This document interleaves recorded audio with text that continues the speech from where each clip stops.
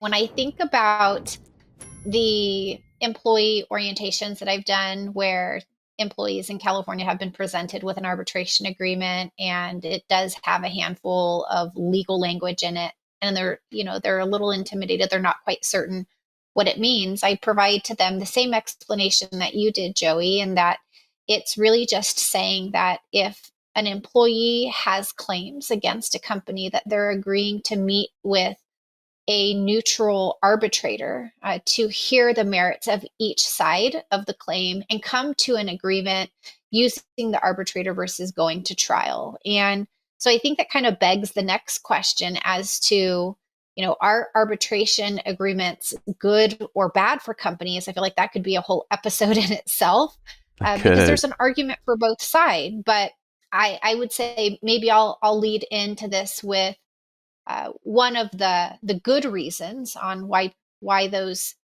companies advocate for arbitration agreements is because it's generally faster and less expensive to go through the arbitration process versus a lengthy and expensive trial.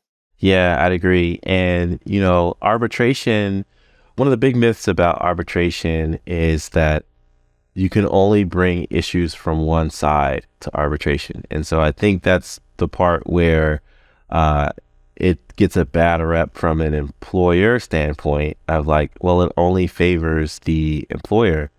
But honestly, whether there's a grievance on the employee side or a grievance on the employer side, both parties can move towards arbitration and look for that fast, quick settlement of their dispute outside of the court. So, yes, you said it. This could be a whole show dedicated to the pros, cons, myths of arbitration. But arbitration is a tool for both parties to use or both sides to use.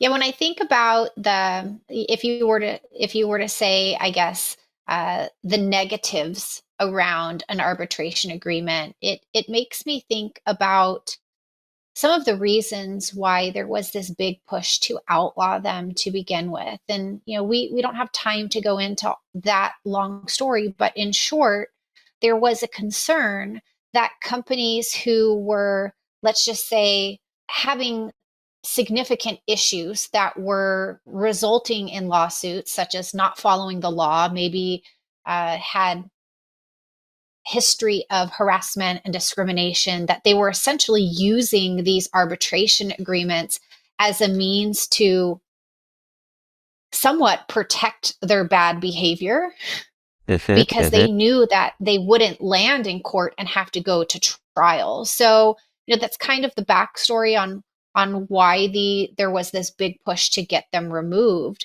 But what I was seeing actually in like the execution of how this played out in employers is that they actually still existed and that companies were actually quite good at having employees sign them. They just could no longer make them mandatory.